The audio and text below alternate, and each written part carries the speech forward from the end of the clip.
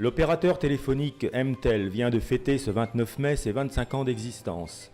C'est toute une génération de Mauriciens qui ont connu le téléphone mobile grâce à ce pionnier qui a été même le premier dans l'hémisphère sud. Quelques 700 personnes, dont le Premier ministre Navin Ramgoolam, sont venues célébrer cet anniversaire au centre Swami Vivekananda à Pai. Pour l'occasion, le fabricant chinois Huawei a même envoyé une troupe de 14 danseuses venues tout droit de Shenzhen.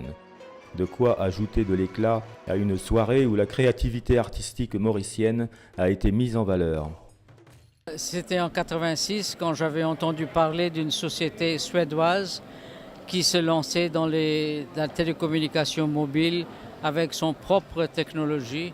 On s'est mis en contact avec eux et en début 87, on a fait une demande auprès du gouvernement mauricien pour un permis d'opération.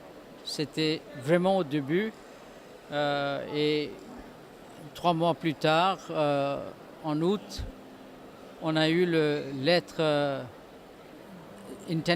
of intention et on a commencé ce projet en 89. C'était vraiment le début de la télécommunication. Dans beaucoup de pays, ça n'existait pas.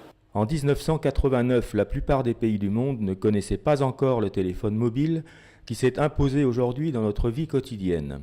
Dans l'Afrique, il n'y avait pas du tout. Et on a commencé avec une technologie analogue qui était très basique. Et puis, après quelques années, on est allé au GSM, et puis au 3G, et puis 4G. C'était vraiment un parcours assez risqué au début, mais parfois il faut prendre des risques. Mais Bachir Karimji, chairman d'Emtel et du groupe familial Karimji, a senti que c'était l'avenir, même si personne n'y croyait vraiment à l'époque. À cette époque, même en France, je crois qu'il y avait peut-être 200-300 000 abonnés au maximum. Alors à Maurice, nous étions très petits, mais finalement, avec la technologie qui a changé, avec le GSM, les appareils qui ont devenu beaucoup plus performants, l'évolution, c'était incroyable, c'est fulgurant. Au début, on avait pensé vendre 2-3 000 abonnés, avoir 2-3 000 abonnés par an, c'était beaucoup. Mais là, on a dépassé 100% de pénétration à Maurice. Comme dans beaucoup de pays, c'est arrivé jusqu'à 150%.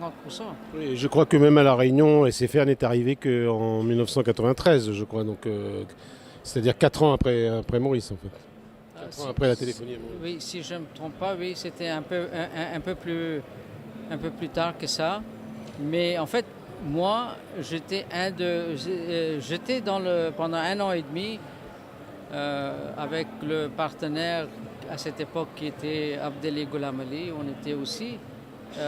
Moi, je l'avais mis dans le coup et puis finalement, c'était SFR et on n'a pas pu s'entendre et finalement, nous, on est sortis là-dedans. Mais on était aussi mêlés dans le SRR à La Réunion au début. L'association avec le suédois Millicom International Cellular a permis à MTEL d'anticiper depuis 25 ans les évolutions technologiques d'un secteur en perpétuel renouveau, jusqu'à la 4G qui permet le très haut débit mobile.